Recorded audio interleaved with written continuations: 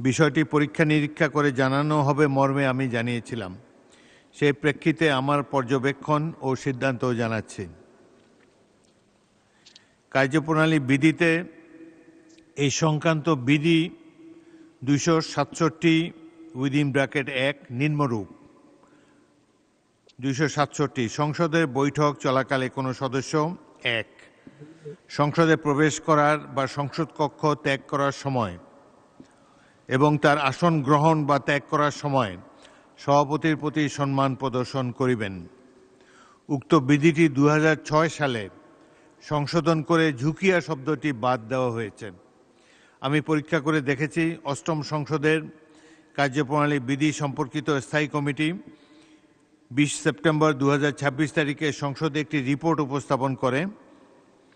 রিপোর্টটি 26 September 2006 তারিখে সংসদে বিবেচিত ও গৃহীত হয়, যার মধ্যে 267(1) বিধির উক্ত সংশোধনীটি অন্তর্ভুক্ত ছিল। অতএব আমাদের কার্যপ্রণালী বিধির